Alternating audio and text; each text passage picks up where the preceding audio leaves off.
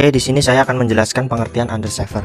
Menurut Prayitno dan Amti dalam Ramadan 2008, undersaver merupakan identik dengan keterlambatan akademik, yang berarti bahwa keadaan siswa yang diperkirakan memiliki tingkat intelijensi yang cukup tinggi, tetapi tidak dapat memanfaatkannya secara optimal, sehingga prestasi akademik yang diraih di bawah kemampuan yang dimilikinya.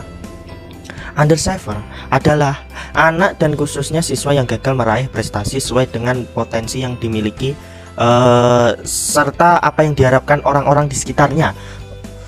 Menurut Runika Sari 2009, undersaver merupakan anak atau siswa yang memiliki potensi tinggi, tetapi prestasi yang mereka tampilkan berada di bawah potensi yang dimiliki.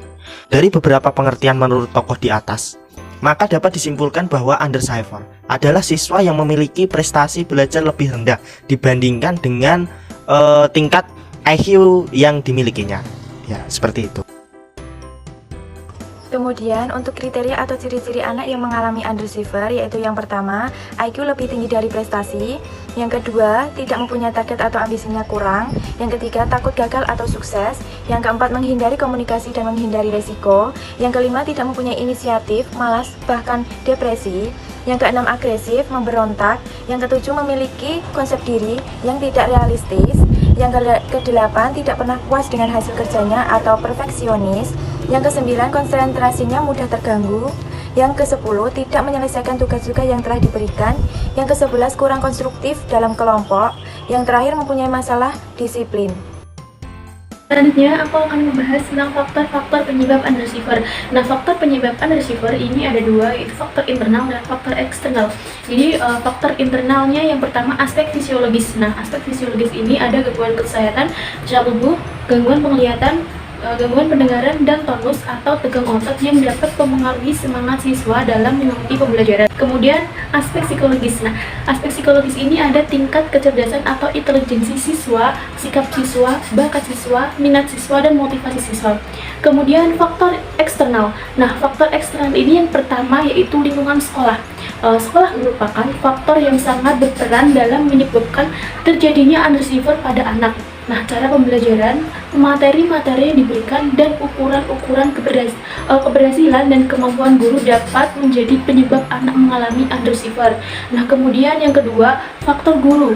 Nah, guru juga memegang peran penting dalam prestasi sekolah anak karena dalam memperlakukan anak didiknya akan mempengaruhi prestasi yang akan dicapai anak. Nah, harapan guru terhadap kemampuan anak sangat berpengaruh pada penilaian anak mengenai kemampuan dirinya. Nah, yang terakhir yaitu ketiga, keluarga dan lingkungan rumah.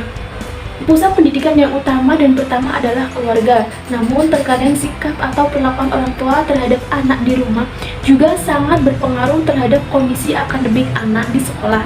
Orang tua harus bertindak untuk menyelesaikan kesulitan dan capaian di sekolah memiliki dampak yang sangat panjang sehingga menyebabkan konsentrasi dan semangat belajar pada anak menurun. Sini saya akan menjelaskan tentang beberapa cara yang dapat digunakan dalam penanganan siswa undersaver. Diantaranya adalah yang pertama, yaitu menciptakan lingkungan belajar yang sesuai.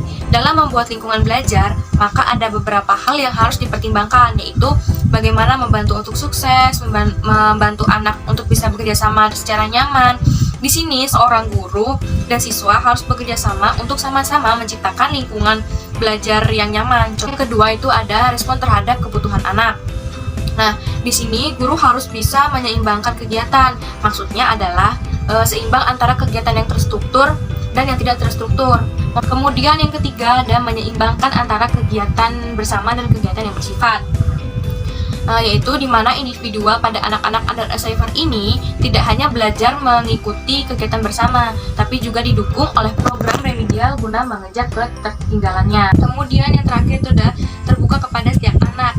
Nah, masing-masing anak itu harus diberikan pemahaman tentang keadaan yang harus mereka hadapi. Hai teman-teman, di sini aku mau ngasih contoh kasus undersaver itu gimana. Sebelumnya udah dikasih penjelasan tentang pengertian undersaver itu apa, ciri-cirinya gimana, faktor penyebabnya apa, dan gimana sih cara mengatasi undersaver itu. Oke, di sini ada salah satu siswa yang bernama Edo. Dia memiliki IQ di atas rata-rata. Dia selalu mampu menjawab pertanyaan dari guru-guru sehingga guru-guru itu mengatakan bahwa Edo itu anak yang cerdas. Namun setelah beberapa pertemuan, ternyata Edo itu cukup pendiam dan terkadang pasif ketika kegiatan sekolah, sehingga menimbulkan gangguan proses belajar Edo. Selain itu, Edo merasa rendah diri dan takut gagal ketika dia tidak bisa memenuhi target-target yang telah ia tentukan sendiri gitu. Dan Edo pun kadang suka jengkel, marah ketika dia menghadapi kesulitan saat mengerjakan tugas-tugas sekolah. Nah, dan Edo pun selalu bergantung pada temannya ketika ada tugas gitu. Edo pun juga sering bolos, sering mengganggu temannya. Dia beranggapan bahwa ketika sekolah itu adalah hal yang membosankan gitu.